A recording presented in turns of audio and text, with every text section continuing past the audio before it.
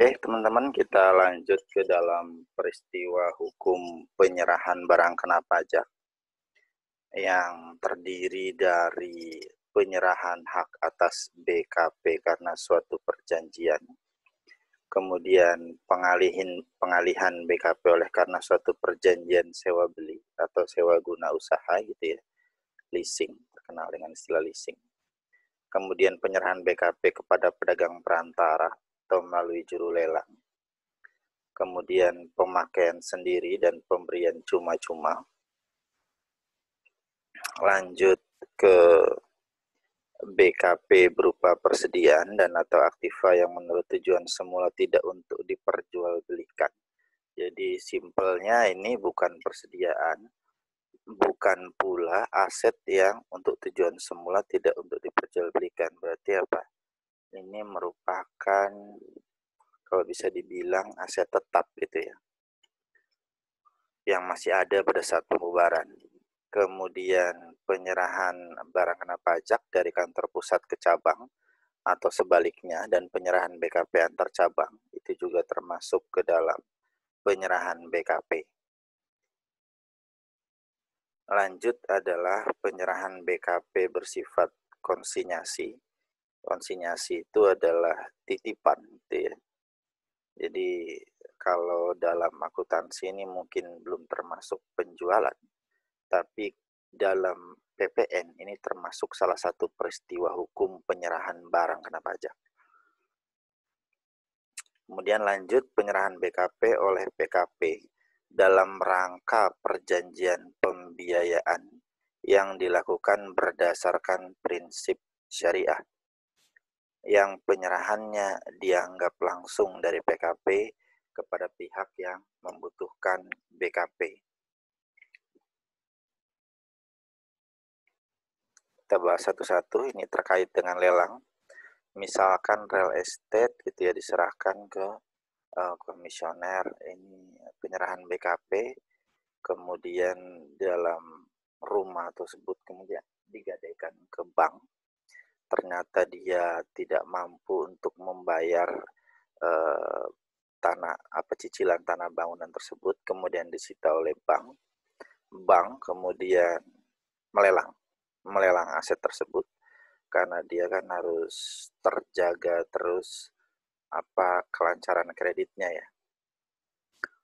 Jadi dia lelang asetnya tersebut, kemudian ada si pemenang lelang. Maka peristiwa lelang ini termasuk juga ke dalam peristiwa hukum penyerahan. Jadi kalau tadi yang penjualan biasa saya nggak bahas karena udah pasti paham. Kemudian leasing, operating lease gitu ya. Misalkan ada kredit kendaraan bermotor atau kredit mobil gitu, termasuk juga. Saya nggak bahas juga, saya skip. Kemudian ini yang unik terkait dengan syariah. Pembiayaan berdasarkan prinsip syariah. Jadi begini, syariah itu memandang bahwasanya kredit itu adalah penyerahan barang, gitu ya. Nanti jadi seolah-olah prinsipnya prinsip jual beli. Nanti seolah-olah si bank syariah ini membeli dari si dealer kendaraan bermotor, kemudian dia jual kepada pembeli. Nah, ini menimbulkan dispute sendiri di DJP, di pajak, karena apa? Dia prinsipnya kan prinsip jual beli. Berarti kalau prinsip jual beli, ada definisi penyerahan di situ. Sehingga kemudian dispute diatur oleh peraturan Gubernur Bank Indonesia, sehingga dia menjelaskan bahwa pada dasarnya walaupun itu bank syariah dan berdasarkan prinsip jual beli, pada dasarnya itu merupakan kredit sebagaimana layaknya bank konvensional. Sehingga nanti penyerahan barangnya itu dari pihak dealer gitu ya ke pihak si pembeli. Kita lanjut. Nah, Jadi walaupun ini berdasarkan prinsip jual beli syariah, nanti penyerahan barangnya itu langsung. Jadi yang dimaksudkan penyerahan di sini bagaimana? Dari dealer ke pembeli. Jadi tidak melalui skema di banknya lagi, langsung. Sebagaimana kredit konvensional biasa. Nanti si dealer yang menerbitkan faktur pajak, si pembelilah yang akan membayar PPN. Barulah harga barang plus PPN ini dikreditkan. Kemudian terkait dengan pemakaian sendiri dan atau pemberian cuma-cuma. Pada dasarnya pemakaian sendiri adalah pemakaian untuk intern, baik berupa pengusahanya sendiri, berupa pengurusnya, ataupun karyawannya. Barang dari produksi sendiri maupun bukan produksi sendiri. Sedangkan kalau pemberian cuma-cuma adalah pihak keluar, yaitu pemberian diberikan tanpa pembayaran, baik barang produksi sendiri maupun bukan produksi sendiri, seperti pemberian untuk barang promosi kepada relasi atau pembeli. Jadi ini tanpa pembayaran gitu ya.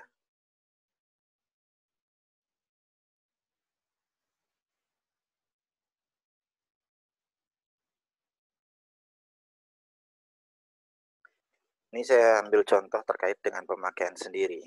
Dalam pemakaian sendiri BKP atau JKP, itu kan merupakan suatu peristiwa hukum yang terutang PPN.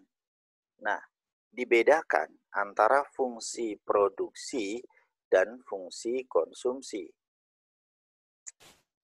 Bahwasanya yang merupakan fungsi produksi atau produktif gitu ya, itu terpenuhi salah satu kriteria dari apakah dia berhubungan dengan fungsi produksi, apakah dia berhubungan dengan fungsi distribusi, apakah dia berhubungan dengan fungsi manajemen, ataukah berhubungan dengan fungsi pemasaran.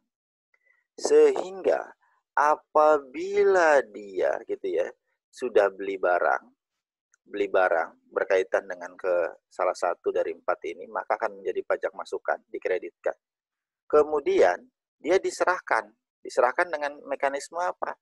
Pemakaian sendiri. Nah, kita cek apakah si pemakaian sendirinya tersebut berhubungan dengan, jadi walaupun produksi, distribusi, manajemen, pemasaran, berhubungan dengan tidak terutang PPN. Contohnya, kita ambil saja misalkan begini.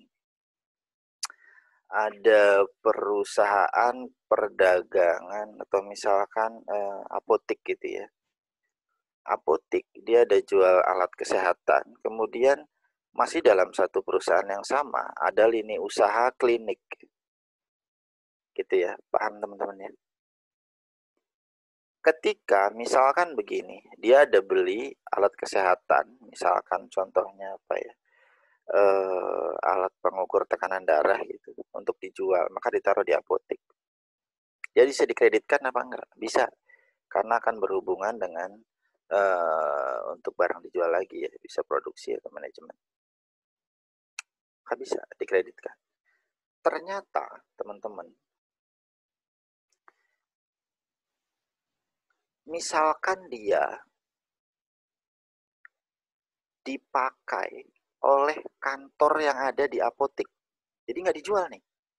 Ternyata dipakai oleh kantor yang ada di apotek. Nah, kita menganalisanya begini. Kantor yang ada di apotek itu kan berhubungan dengan fungsi manajemen. Ya kan? Maka berhubungan dengan fungsi produksi. Kemudian, apotek. Apotek jual obat. Obat itu apa? Barang kena pajak. Jual alkes. Alkes apa? Barang kena pajak. Berarti penyerahan terutang PPN. Jadi kan ketika beli bisa dikreditkan. Nah, ketika pindah lokasi, ini kan masih berhubungan dengan fungsi manajemen nih. Dipakai oleh kantornya apotek. Maka dapat dikreditkan lagi. Supaya tidak tidak ribet gitu loh. Tidak ribetnya begini. Di sini, kalau misalkan suruh bikin faktur pajak, kemudian dikreditkan lagi, 2 kali terjadi kan? Terjadi penyerahan faktur pajak gitu ya, harus memungut atas PPN dirinya sendiri, kemudian dikreditkan lagi, nggak efektif. Maka dia bilang apa ketentuan PPN? Tidak perlu diterbitkan faktur pajak. nanti saja ketika dijual. Misalkan apa? Suatu saat misalkan gitu ya, 5 tahun yang akan datang, 5 tahun yang akan datang, ternyata misalkan si alat tersebut gitu ya, rusak. Kemudian dia jual. Ketika dia jual, maka akan dikenakan PPN-nya nanti pada saat dijual. Itulah maksud dengan fungsi produktif yang terutang PPN. Bagaimana dengan fungsi produktif yang tidak terutang PPN? Contohnya misalkan begini. Ada barang yang dibeli gitu ya, berhubungan dengan fungsi ini, maka dikreditkan menjadi pajak masukan. Kemudian, dia digunakan oleh klinik. Klinik kan tidak terutang PPN, jasa kesehatan. Nah, karena klinik tidak terutang PPN, ketika nanti si klinik itu dia jual, maka tidak kena PPN. Kenapa? Karena bagi si klinik, itu kan tidak berhubungan, tidak terutang PPN. Maka jual juga tidak terutang PPN. Dikenakannya pada saat kapan? Nah, pada saat di sini terjadi perpindahan fungsi gitu ya. Dari awalnya untuk barang yang dijual, ternyata dipakai oleh klinik. Ya kan harusnya kalau dia jual lagi menjadi terutang PPN. Tapi karena dia dipindahkan ke klinik, klinik kan tidak terutang PPN. Maka saat itulah terbit faktur pajak. Jadi gunanya faktur pajak di sini apa? Mengeliminasi yang kemarin telah dikreditkan. Kenapa? Loh kan harusnya yang dikreditkan itu kan untuk dijual. Kenapa digunakan untuk klinik? Jadi harus dieliminasi dengan cara apa? Diterbitkan lagi lah faktur pajak dengan nilai yang sama. Nanti dibahas dengan DPP nilai lain. Nilainya sama. Jadi dulu misalkan apa? Belinya harganya 1 juta. Ketika terbit faktur pajak di sini, hanya untuk mengeliminasi ini. Jadi apa? Nilainya tetap 1 juta. Ibarat kata, sehingga apa? Tidak ada keuntungan di situ, tidak ada laba. Nah, bagaimana apabila fungsi konsumtif? Jadi ini pemakaian sendiri tidak berhubungan dengan keempatnya ini. Contohnya apa? Apotek gitu ya, ada obat, obatnya dikonsumsi oleh karyawan yang sakit. Berhubungan dengan fungsi ini? Nggak ada. Nah, karena seperti itu, maka dilakukan pemungutan PPN dengan cara apa? Sama persis ketika dengan harga belinya. Kenapa? Karena tidak mengambil keuntungan.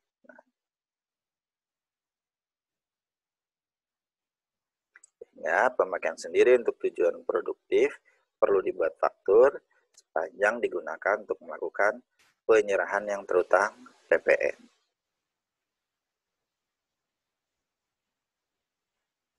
Nah, ini contoh pemakaian sendiri juga, misalkan ini perusahaan produksi ban, dia pakai bannya untuk digunakan oleh truk perusahaan. Truknya digunakan untuk apa? Pengangkutan. Berarti truk ini fungsinya adalah distribusi. Karena masih berhubungan dengan kegiatan usaha gitu ya, fungsi distribusi, maka dia menjadi pemakaian sendiri fungsi produktif yang terutang PPN. Sehingga apa? Tidak perlu diterbitkan faktur pajak. Tapi kalau fungsi produktif berhubungan dengan kegiatan usaha, ini kan kegiatan usaha nih, angkutan umum, tapi tidak terutang PPN. Kenapa? Angkutan umum. Ya kan? Kendaraan platnya kuning. Karena tidak terutang PPN, maka akan dikenakan di sini. Kenapa? Nanti suatu saat, 2 tahun lagi gitu ya, si ban ini misalkan dijual 100.000, itu udah nggak kena PPN lagi. Karena ini tidak terutang PPN. Paham ya teman-teman ya? Maka wajib dikenakan faktur di sini.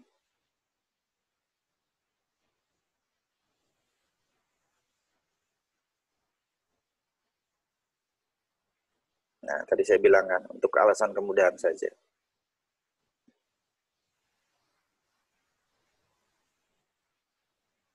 Nah, ini contoh terkait dengan pemberian cuma-cuma. Ini di lapangan sering dijumpai dengan istilah misalkan buy one get one atau buy two get one gitu ya. Ini contohnya, kalau ada pembelian 2 pasang sepatu, maka dapat bonus 1 pasang sendal. Nah, seperti ini. Nanti terkait contoh-contohnya akan dibahas di DPP nilai lain. Jadi yang penting teman-teman paham saja. Kalau pemberian cuma-cuma ini terkait dengan promosi atau pemberian kepada pihak lain tanpa mengharapkan pembayaran. Nah, ada yang tidak termasuk penyerahan BKP. Contohnya apa? Apabila penyerahan kepada maklar. Ini sesuai dengan definisi maklar dalam Kitab Undang-Undang Hukum Dagang.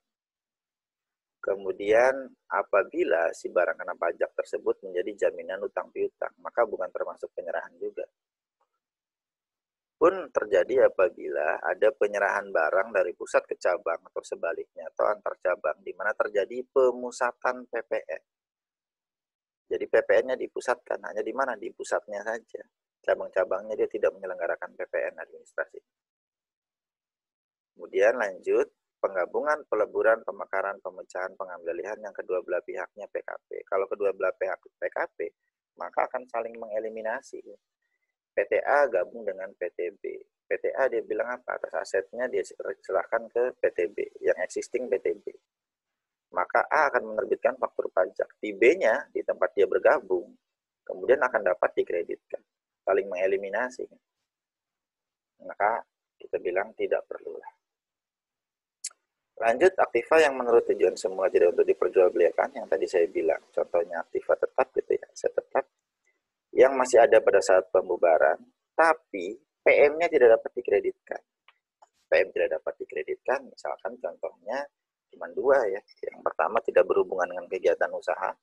Yang tadi ada 4 itu, fungsi produksi, fungsi distribusi, fungsi manajemen, atau fungsi pemasaran, tidak berkaitan. Misalkan contohnya apa? Beli ruko ternyata untuk tempat tinggal direktur, bukan untuk kantor gitu. Maka tidak berhubungan dengan kegiatan usaha. Mau fungsi produksi nggak masuk, fungsi manajemen nggak masuk, fungsi distribusi nggak masuk, fungsi pemasaran nggak masuk. Sehingga apa? Tidak boleh dikreditkan. Pada saat ruko tersebut dijual, tidak kena PPN. Kenapa? Karena tidak termasuk penyerahan BKP. Dan ada dua lagi yang tidak dapat dikreditkan meskipun berhubungan dengan kegiatan usaha. Ini diatur bentuknya. Apabila bentuknya sedan dan station wagon. Oke, kita jumpa lagi ke sesi subjek umum.